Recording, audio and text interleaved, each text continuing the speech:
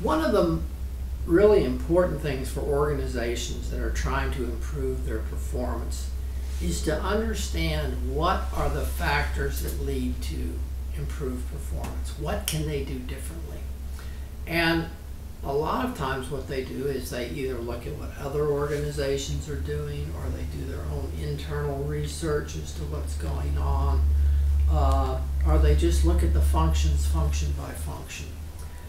And so they develop a set of measures and say, boy, the better we can do on those measures, the better we're going to do. Well, let me give you an example of some problems that can appear from a specific client that I worked with.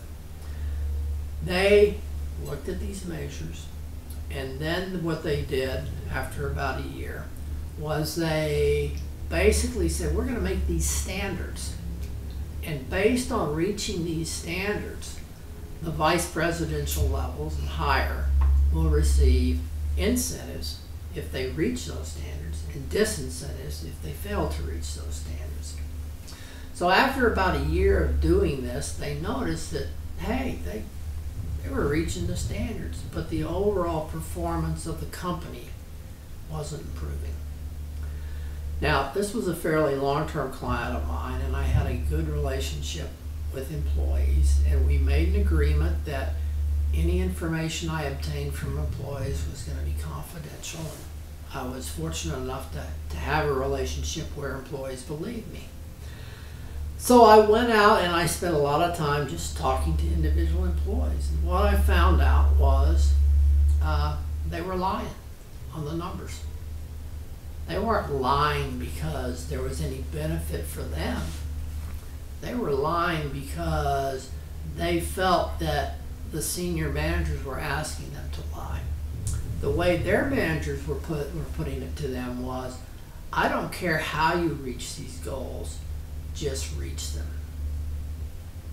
And so they interpreted that as, I don't care if you make these numbers up, just do it. Now, the feeling among employees was there was a lot of distress because it's not what they saw their company as being about. And they thought they were being asked to do things that were unethical and that made them uncomfortable and that lowered the morale of the company. And so by tying the performance on this so closely to the performance of the senior executives, it felt to the employees like, oh, these senior executives want us to lie. And so basically after doing that, and receiving some resistance when we presented that to senior management, ultimately they did change the process. They made it more of an information building process, and they decreased the level of incentive and disincentive to make it so that it wasn't such a big part of their employment package. And they also created a system whereby employees had alternative ways to talk to the company if they felt they were being coerced. And at that point, they were able to bring the incentive program into line and to make it work a lot more effectively.